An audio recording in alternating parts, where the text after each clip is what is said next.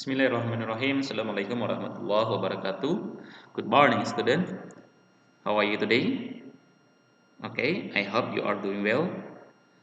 Today we will learn about circulatory organ atau pada pagi hari ini kita akan belajar mengenai organ peredaran darah. Yang akan kita bahas yaitu organ peredaran darah pada manusia terlebih dahulu. Sistem peredaran darah pada manusia berfungsi yang pertama mengedarkan zat-zat yang dibutuhkan oleh tubuh. Di antaranya zat yang dibutuhkan oleh tubuh adalah zat yang sudah dihasilkan dari sistem pencernaan manusia dan udara pernafasan yang dihasilkan dari sistem pernafasan manusia yaitu oksigen. Kemudian yang kedua yaitu fungsinya mengangkut zat sisa untuk dikeluarkan oleh tubuh. Organ peredaran darah pada manusia terdiri atas dua macam, ya. Yang pertama ada jantung, kemudian yang kedua adalah pembuluh darah. Kita bahas satu persatu. Yang pertama jantung, kita harus tahu dulu karakteristik dari jantung. Yang pertama, jantung itu terletak di dalam rongga dada agak sebelah kiri. Jika kalian pegang dada kalian agak sebelah kiri, maka kalian akan merasakan denyut jantung kalian. Yang kedua, bahwa jantung tersusun dari otot-otot yang tebal dan kuat. Kenapa?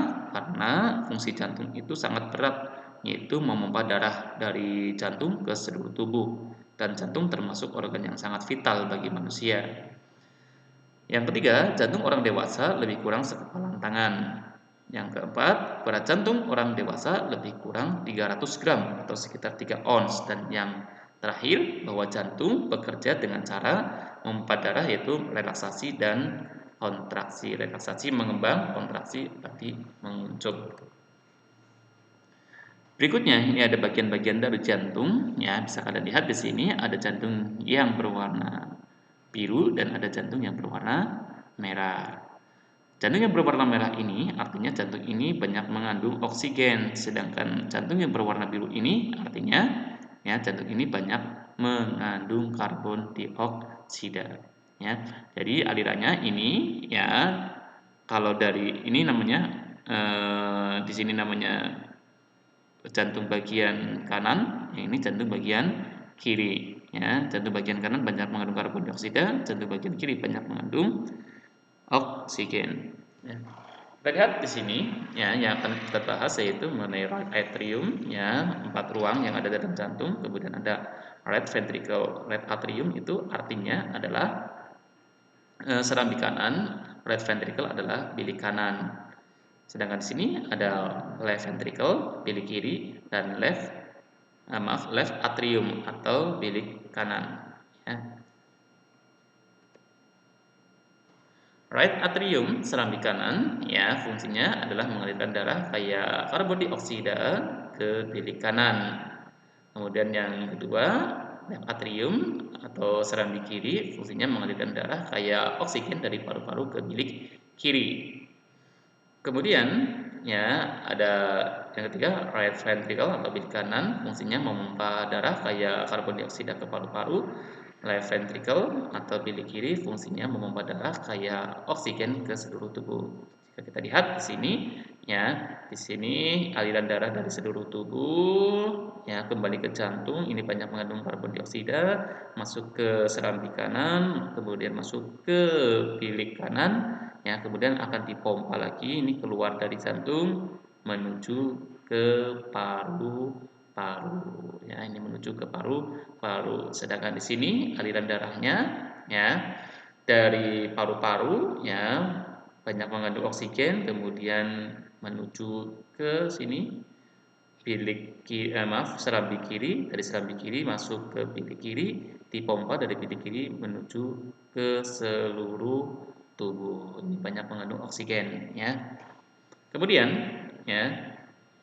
otot pada bilik lebih tebal dari otot serambi. Kenapa? Karena pada bilik fungsinya adalah memompa darah ke seluruh tubuh, sedangkan pada serambi hanya memompa darah ke paru-paru. Antara serambi dan bilik terdapat katup yang berfungsi menjaga darah dari bilik tidak bercampur dengan darah dari serambi.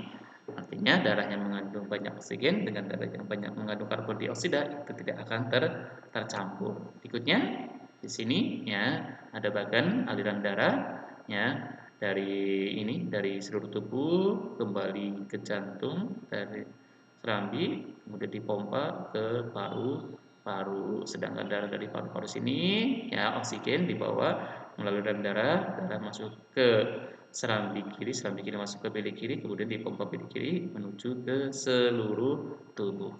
Ya. Selanjutnya alat peredaran darah yang kedua yaitu pembuluh darah. Fungsinya pembuluh darah yaitu tempat mengalirnya darah dari seluruh tubuh menuju ke jantung atau dari jantung menuju ke seluruh tubuh. Pembuluh darah dibagi menjadi tiga, ada pembuluh nadi atau arteri, fungsinya mengalirkan darah dari ya mengalirkan darah yang keluar dari jantung. Kemudian yang kedua ada pembuluh balik, fungsinya mengalirkan darah masuk ke jantung. Dan yang ketiga adalah pembuluh kapiler. Pembuluh kapiler ini fungsinya menghubungkan arteri terkecil dengan vena terkecil dan pertukaran oksigen dengan karbon dioksida. Nah, jadi di sini ada perbedaan antara pembuluh nadi ya atau arteri dengan pembuluh vena atau pembuluh balik ya. Pada pembuluh nadi tempatnya agak ke dalam atau tersembunyi, sedangkan pada pembuluh vena ya tepatnya di dekat permukaan tubuh. Jika kalian lihat di pergelangan tangan kalian itu ada bagian yang berwarna biru ya, itu adalah pembuluh darah vena. Ini banyak mengandung karbon dioksida, sedangkan ini banyak mengandung oksigen. Kemudian ya pada arteri dinding pembuluhnya tebal, kuat dan elastis, sedangkan pada pembuluh vena ya dinding pembuluhnya tipis dan tidak elastis. Yang ketiga ya pada arteri aliran darah berasal dari jantung, sedangkan pada pembuluh vena aliran darahnya menuju ke jantung atau dari seluruh tubuh ke jantung. Yang keempat, pada arteri ya denyutnya terasa, kemudian yang pada vena ya denyut nadinya tidak terasa. Jika kalian pegang ya pada pergelangan tangan kalian tekan maka akan terasa denyutnya. Yang kelima ya pada arteri ya katup hanya satu tempat di dekat jantung, sedangkan pada pembuluh vena itu katupnya terletak di sepanjang pembuluh. Yang keenam, ya pada arteri, ya jika terluka maka darah akan memancar. Sedangkan pada vena, ya jika kita terluka maka darah tidak akan memancar. Maka hati-hati ketika kalian bermain, terutama ya pada pergelangan tangan kalian itu sangat berbahaya. Mungkin ketika terkena pecahan kaca dan lain sebagainya, kalau sampai kena pembuluh nadi maka darah akan memancar. Ya, jika memancar terus tidak segera ditolong, maka akan kehabisan darah, maka bisa menyebabkan kematian. Kemudian yang ketujuh pada arteri ya itu membawa darah bersih, sedangkan pada pembuluh vena dia berfungsi membawa darah kotor menuju ke jantung. Jantung nantinya akan dipompa ke paru-paru, kemudian akan dikeluarkan melalui sistem pernapasan. Kemudian ada lagi pembuluh darah yang berikutnya itu aorta. Aorta merupakan pembuluh nadi yang terbesar. Selanjutnya Ustaz bahas mengenai darah. Ya. Darah di sini terbagi atas 4 macam. Ada eritrosit, ya atau sel darah merah. Ada leukosit, sel darah putih. Kemudian ada trombosit, keping darah, dan ada plasma darah. Pada eritrosit atau sel darah merah, yaitu fungsinya ya ini mengangkut oksigen ke seluruh tubuh. Ya, pada eritrosit mengandung hemoglobin. Hemoglobin ini berfungsi untuk mengangkut oksigen ke seluruh tubuh. Kemudian leukosit, ya. Leukosit itu atau sel darah merah, ini fungsinya membunuh kuman yang masuk ke dalam tubuh. Kemudian trombosit, keping darah, fungsinya membekukan darah dan menyembuhkan luka. Di sini trombosit.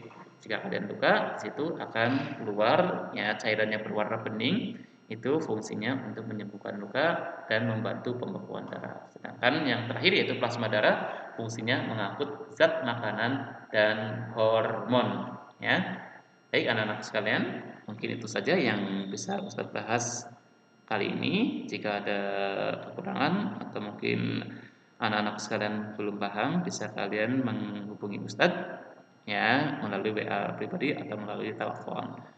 Terima kasih atas perhatiannya. Ustadz cukup sekian. Assalamualaikum warahmatullahi wabarakatuh.